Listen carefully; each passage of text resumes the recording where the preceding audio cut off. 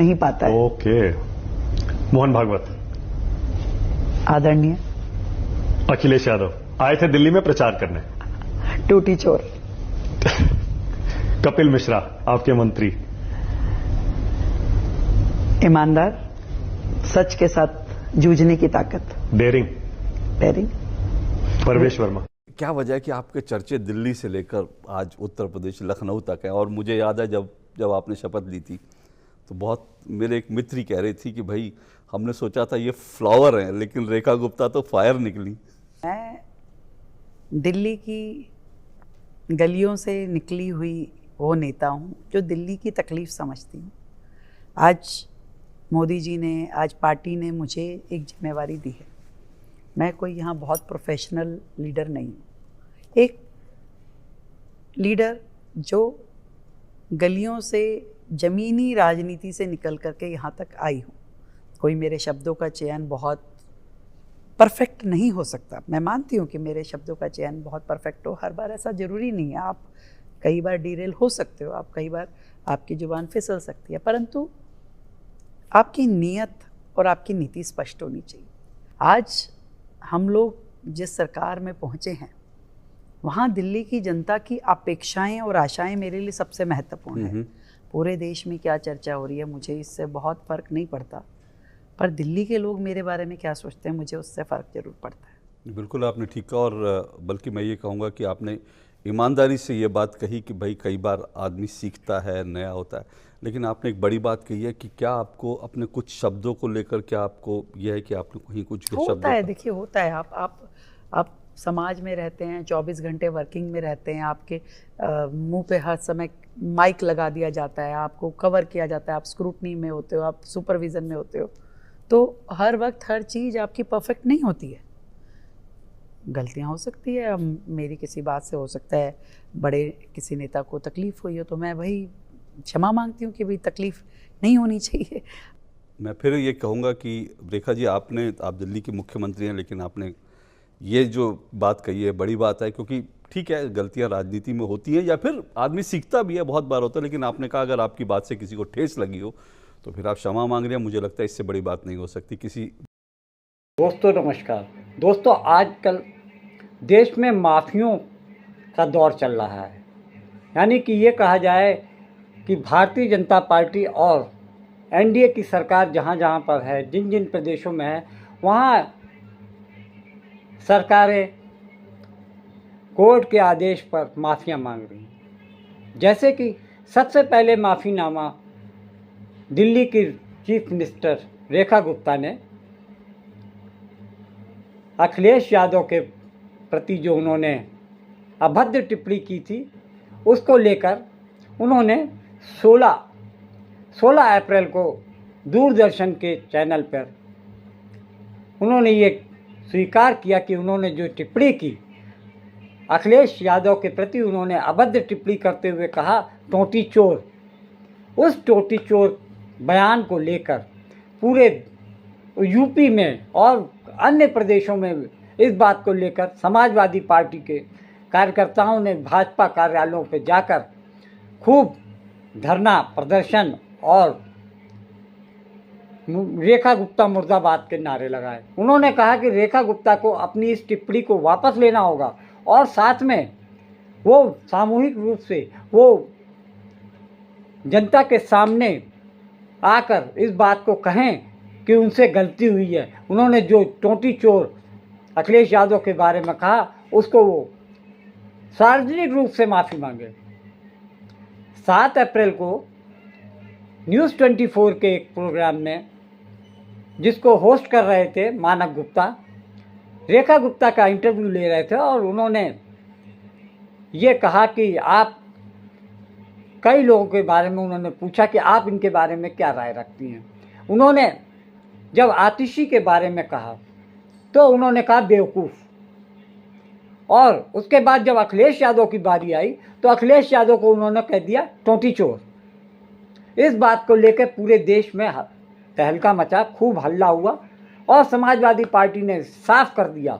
उन्होंने, अखिलेश यादव ने साफ मीटिंग करके अपनी कह दिया कि न्यूज़ 24 के किसी भी कार्यक्रम में हमारे पार्टी का कोई भी प्रवक्ता नहीं जाएगा। उन्होंने ये भी कहा कि भारतीय जनता पार्टी की मानसिकता ही ऐसी है कि दलित और गरीब समाज के लोगों को प्रताड़ित करना, उनके खिलाफ में अभद्र टिप्पणियां करना, ये समझ लीजिए कि किस तरीके से भारतीय जनता पार्टी की मानसिकता क्या है। ऐसी सोच किन लोगों से, इन ऐसे नेताओं के बीच में आती है, जबकि सीएम के पद पर बैठे हुए रेखा गुप्ता ने जिस तरीके से अभद्र टिप्पणी की, पूर्व मुख्यमंत्री आतिशी के बारे में बेवकूफ़ कहा और अखिलेश यादव के बारे में उन्होंने टोंटी चोर कहा। इस तरीके की जब एक हफ्ते के दरमियान इतनी ज़्यादा रेखा गुप्ता के बारे में सोशल मीडिया पे इतना ट्रोल किया गया, तब उन्होंने जाकर दिल्ली सरकारी टेलीविज़न दूरदर्शन पर अशोक श्रीवास्तव जो कि एंकर कर रहे थे, उनके सामने उन्होंने ये कहा कि हाँ, मुझसे कुछ जल्दबाजी में कुछ निकल गया। मेरी मंशा उनके बारे में ऐसा करने की नहीं थी। अगर किसी को इन शब्दों से दुख हुआ तो उनकी भावनाएं आहत हुई हैं, तो मैं अपने शब्द वापस लेती हूँ, मैं उनसे माफ़ी मांगती हूँ। इस तरीके से रेखा गुप्ता ने ये साफ कर दिया कि एक हफ्ते के अंतर्गत जिस तरीके से रेखा गुप्ता को सोशल मीडिया पर, ट्विटर पर, फेसबुक पर और इंस्टाग्राम पर जितनी गालियां मिली, उससे शायद उनको कुछ अकल आ गई और उन्होंने ये कह दिया कि मैं अपनी बातों को वापस लेती हूँ और अगर किसी की भावनाओं को ठेस लगा तो मैं दिल की गहराइयों से उनसे माफ़ी मांगती हूँ। जीवन के सपनों से जुड़ा हुआ है, तुम उसे छीनने की बात कर रहे हो अपने मैनिफेस्टो में। गोल ले लेंगे, सबको वितरित कर देंगे। और पहले जब उनकी सरकार थी, उन्होंने कहा था कि देश की संपत्ति पर पहला अधिकार मुसलमानों का है। इसका मतलब ये संपत्ति इकट्ठी करके किसको बांटेंगे? जिनके ज्यादा बच्चे हैं उनको बांटेंगे। घुसपैठियों को बांटेंगे। क्या आपकी मेहनत की कमाई का पैसा घुसपैठियों को दिया जाएगा? आपको मंजूर है? ये कांग्रेस का मैनिफेस्टो कह रहा है कि वो माताओं बहनों का सोने का हिसाब करेंगे, उसकी जड़ती करेंगे, जानकारी लेंगे और फिर उस संपत्ति को बांट देंगे और उनको बांटेंगे जिनको मनमोहन सिंह जी की सरकार ने कहा था कि संपत्ति पर पहला अधिकार मुसलमानों का है। भाइयों बहनों, ये अर्बन नक्सल की सोच, मेरी माताओं बहनों, ये आपका मंगलसूत्र भी बचने नहीं देंगे, यहां तक जाएंगे, मैं कहने आया हूं।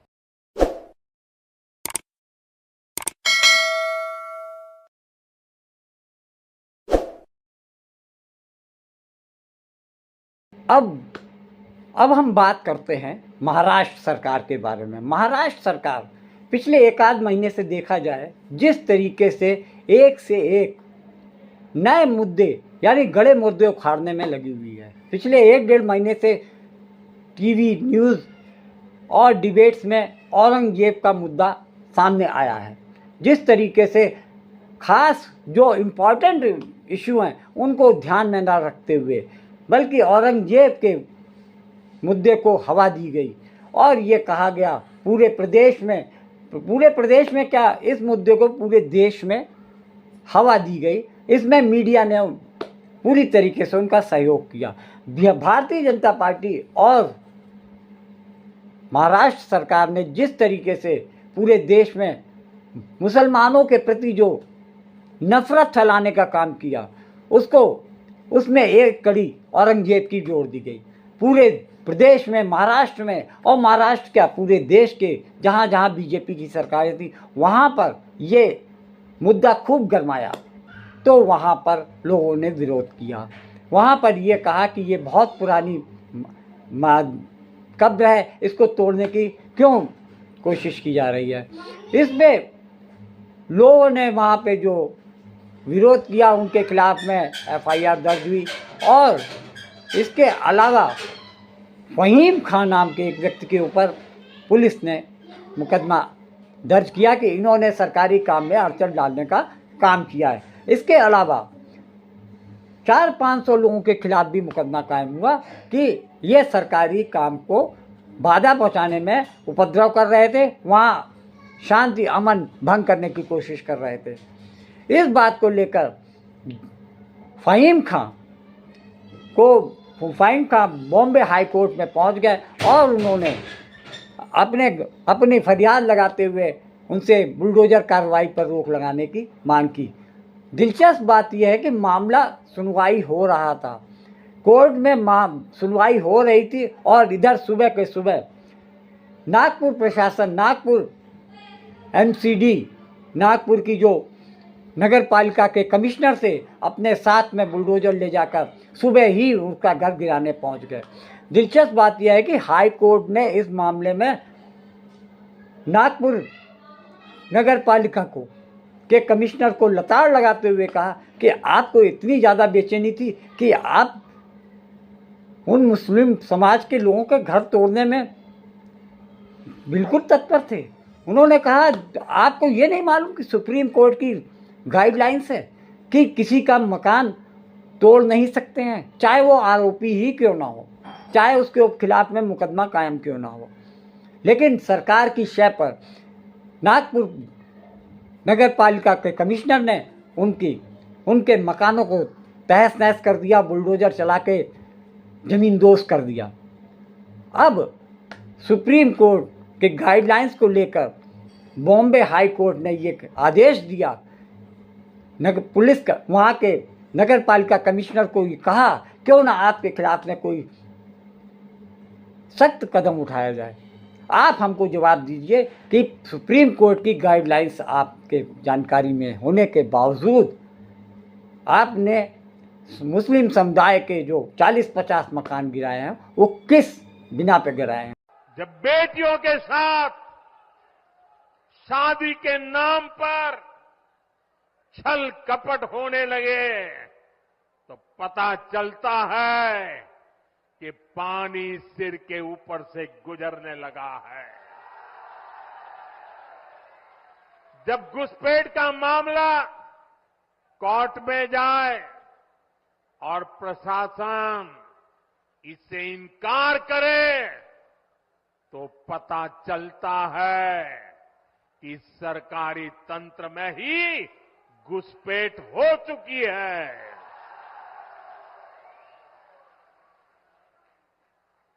ये आपकी रोटी भी छीन रहे हैं, ये आपकी बेटी भी छीन रहे हैं और ये आपकी माटी को भी हड़प कर रहे हैं।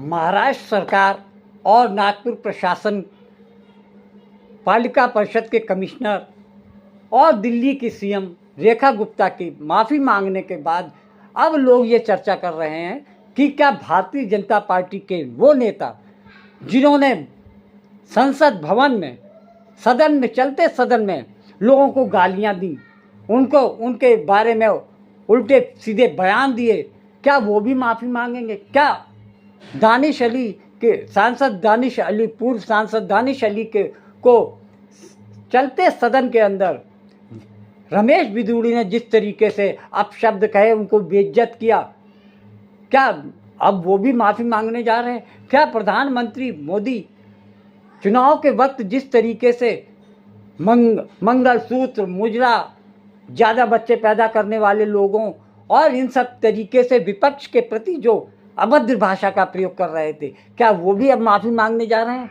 क्या अनुराग ठाकुर जिन्होंने कि 2020 में दिल्ली चुनाव के करीब जिस तरीके से जनता के बीच में गोली मारो वाला बयान दिया था, क्या वो माफ़ी मांगने जा रहे हैं? क्या स्मृति ईरानी अपनी दिए गए अपशब्दों और अभद्र बयानों के लिए माफ़ी मांगने जा रही हैं?